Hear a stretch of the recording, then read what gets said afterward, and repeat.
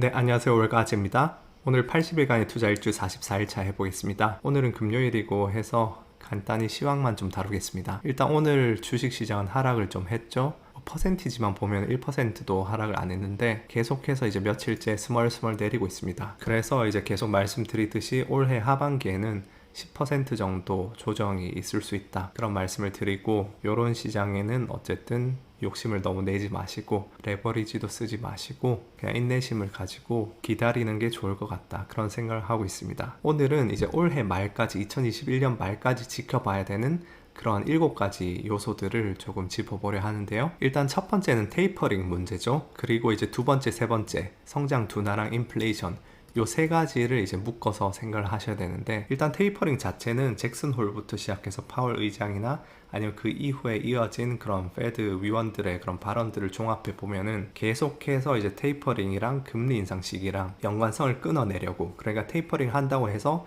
금리 인상이 바로 그 뒤에 오는 건 아니다, 그런 인식을 시장 참여자들한테 계속 시그널을 하고 있기 때문에 올해 내로 어쨌든 테이퍼링 얘기가 확실히 나오지 않을까, 그런 생각을 하고, 그와 동시에 이런 테이퍼링 문제는 만약에 이번에 9월 FOMC 때 페드가 좀 명확한 그림을 그려준다면은 그 그림이 나오고 나면 해소된 악재가 아닐까, 그렇게 생각을 하거든요. 왜냐하면 테이퍼링이라는 게 결국은 금리 인상처럼 긴축을 한다는 게 아니고 계속해서 완화적으로 돈을 뿌려주는데 좀 덜 뿌리겠다, 이런 이야기이기 때문에 그게 그림이 명확해지면은 해소될 악재로 보고 있고, 오히려 테이퍼링보다 문제는 성장 둔화 문제가 아닐까, 그렇게 생각을 하는데, 이제 올해 초까지만 해도 경기 지표가 발표되는 날 그런 시장을 관찰해 보면은 경기 지표가 나쁘게 나오면 오히려 그게 연준의 완화적인 정책이 연장될 것이다, 그런 기대감 때문에 더 주식시장에는 호재인 그런 모습들이 보였었는데, 이제 최근 몇 달부터 슬슬 이제 경기 지표가 나쁘게 나오면 다시 조금씩 악재로 반응하는 그런 모습이 보이고 있습니다. 왜냐하면 테이퍼링 관련해서 그런 논의들이 진행되고 있기 때문에. 그리고 그와 맞물려서 인플레이션이 계속 지금 내려가지 않고 있죠. 그럼 결국 스태그플레이션 쪽으로 가고 있는 건데, 그렇게 되면 연준도 섣불리 다시 완화적으로 돌기가 좀 힘들고, 이제 주식시장 관련해서 기업들의 그런 수익 마진이 이제 줄어들면서 악재가 되지 않을까, 그런 생각을 하는데, 제가 지난 2달간 좀 잘못 생각하고 있는 부분이 있다고 말씀드렸었는데, 그게 뭐냐면은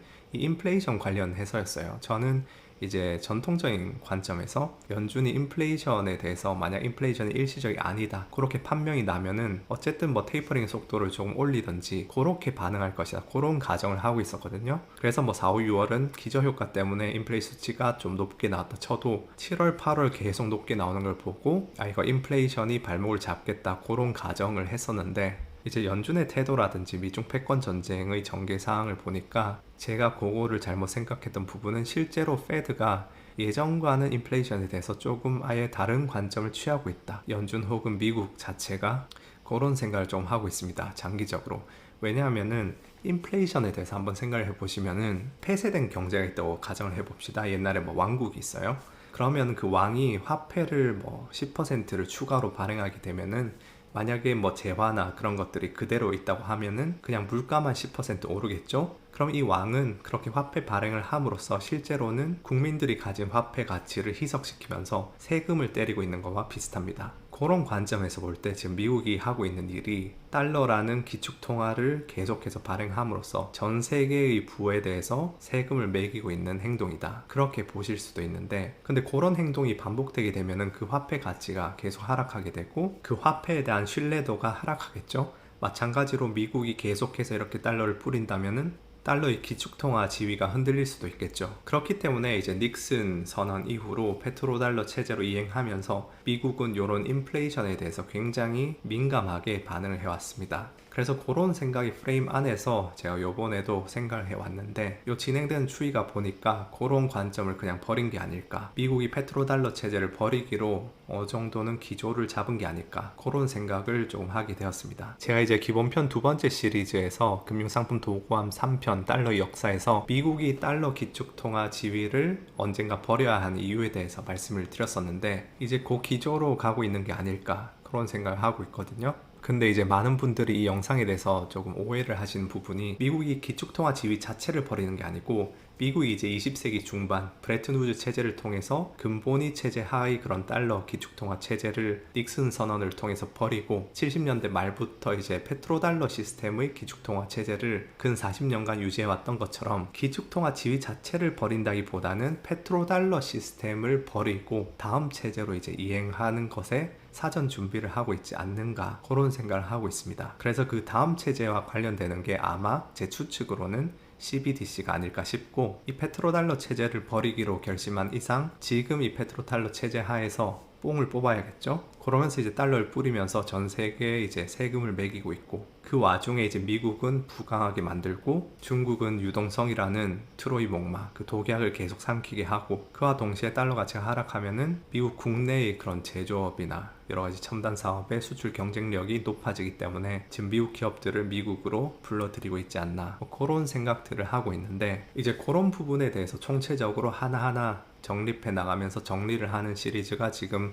지난번에 말씀드린 그 미중 패권 전쟁 엔드게임 시리즈, 그걸 지금 준비하고 있거든요. 지금 계속 그 시리즈 떡밥 던지면서 너무 기대하게 만들어 드리는 것 같은데, 지금 1일 영상에서 그런 것들을 다 뭐 얘기하기에는 너무 과거부터 설명을 해야 되기 때문에 길어질 것 같아 가지고 제가 잘 정리를 해서 나중에 말씀드리려고 그러는 거고, 근데 물론 페트로달러 시스템의 기축통화를 버리는 시기가 당장 오늘 내일도 아니고 1년 2년도 아니겠죠. 최소한 5년 10년 혹은 그 이상 그렇게 서서히 변해갈 이슈이기 때문에 당장 뭐 그런 거에 맞춰가지고 막 달러 버려야 되나, 그런 생각은 지금 당장은 하실 필요 없을 것 같고, 다만 장기적인 관점에서 인플레이션을 대하는 태도가 좀 변화한 것 같다, 그런 조짐이 살짝 보인다, 그런 것만 조금 염두에 두시면 될 것 같고, 그런 관점에서 다시 본론으로 돌아가면 아까 말씀드렸듯이 성장 둔화, 인플레이션이 함께 오는 그런 스태그플레이션 기조로 간다면 처음에는 연준이 섣불리 완화책으로 돌아가기 힘들겠지만, 어찌되었든 달러 약세가 오지 않는데 성장 둔화와 함께 인플레이션이 높게 지속되긴 힘들기 때문에 스태그플레이션 때문에 연준이 주춤하는 모습이 나올 경우 인플레이션이 다시 조금이라도 두그러지는 모습이 보이면은 재차 완화적인 모습을 보여주지 않을까 싶고요. 그래서 요약하면은 테이퍼링에 대한 그림은 올해 연준이 그려준다면은 불확실성이 해소될 것이고, 그 이후는 이제 성장 둔화, 인플레이션이라는 변수에 맞춰서 연준의 정책이 이렇게 사이클을 형성하면서 돌고 돌 텐데, 결국은 그 사이클에서 돈은 점점 풀려나가지 않을까, 그렇게 생각하고요. 언젠가는 이 파티가 굉장히 어글리하게 끝나겠지만 단기적으로 아닐 것 같다, 그렇게 생각을 하고 있습니다. 그 다음 이제 네 번째 토픽, 미국 부채 한도에 대해서는 지금 옐런 의장이 이제 의회에다가 편지 쓰고 난리 났죠. 이제 9월 말 10월 초면은 재무부의 현금이 바닥이 난다, 그럼 진짜 큰 문제가 될 수도 있다, 그런 이야기를 하고 있는데, 아마 이것도 진짜 뭐 데드라인까지 미루다 결국은 통과할 수밖에 없는 문제이기 때문에 큰 악재는 아니라고 보거든요. 다만 이제 9월 말이랑 10월 초에 그런 투자 심리에는 안 좋은 영향을 끼칠 수도 있다, 그렇게 보고 있고, 그 다음에 이제 증세 문제, 이제 펠로시가 슬슬 몇 주 내로 증세 관련돼서 뭐 기업이나 소수 부자 관련해서 그런 증세 이야기를 좀 꺼낼 때가 된 것 같은데, 요 증세 문제는 어쨌든 악재거든요. 주식시장에는 요거는 이제 뭐 불확실성이 있을 때 조금씩 반영되다가 어떤 명확한 그림이 나오면은 해소되는 그런 악재가 아니고, 명확한 그림이 나오게 되면은 주식시장의 밸류에이션이 그만큼 깎여서 리셋되는 그런 문제이기 때문에 요거는 좀 염두에 두셔야 되지 않을까. 그래서 올해 내로 이제 만약에 조정이 있다면은 맞물려 가지고 밸류에이션이 조금 재조정 받는 그런 조정이 아닐까 싶거든요. 그러면 결국 트럼프 시기에 감세되면서 이제 밸류에이션이 올라갔던 그 분에서 일정 수준 다시 깎여 나가는 그런 게 되지 않을까 싶어서, 증세는 어쨌든 무조건 악재로 바라봐야 될 그런 문제고, 그 다음 이제 또 지켜봐야 될 거는 중국 관련해서 이제 문제죠. 이제 중국 금융위기에 대해서 걱정하는 목소리들이 요새 있는 것 같은데, 저는 뭐 지금 시점에서 중국의 금융위기가 올 것 같지는 않습니다. 현재 벌어지고 있는 뭐 중국의 그런 기업들 때리기라든지, 그리고 그에 따른 증시 하락, 그런 부분들이 이제 뭐 사회 정치적인 문제라든지 재분배 문제, 그 다음에 시진핑의 기조 변화, 그런 것들과 맞물려 있기도 한데, 그 중에 하나의 요소는 어쨌든 디레버리징 좀 하려고 그렇게 몸살을 앓고 있는 부분도 있기 때문에 그런 부분도 있고, 어쨌든 지금 연준에 의해서 전 세계 유동성이 넘쳐나고 있는 상황에서 중국은 지금 그 유동성을 어쨌든 제한시키려고 노력하고 있거든요. 그래서 유동성이 모자라서 지금 문제시 되는 게 아니고 넘치는 유동성을 좀 자제하고 때리려고 중국 정부가 나서서 조금 톤다운을 시키고 있는 거다. 그렇게 바라보기 때문에 만약에 진짜 금융위기가 올 것 같다. 그러면 충분히 단기적으로는 방도들이 있다고 생각하기 때문에 단기적으로 금융위기의 그런 가능성이 희박하다. 근데 또 모르죠. 이제 미국 금융위기 때 1년 전까지 많은 전문가들이 금융위기 상상조차 못하고 있었으니까 저도 그렇게 착각하고 있는 거일 수도 있지만 어쨌든 제 의견은 단기적으로는 그런 금융위기의 가능성은 희박하다. 하지만 중국이 어쨌든 그런 위기, 그런 잠재적인 가능성은 계속 끌어안고 있는 건 맞습니다. 그래서 언젠가는 그게 터지지 않을까. 언젠가는 그게 터질 건데 지금은 아닌 것 같다.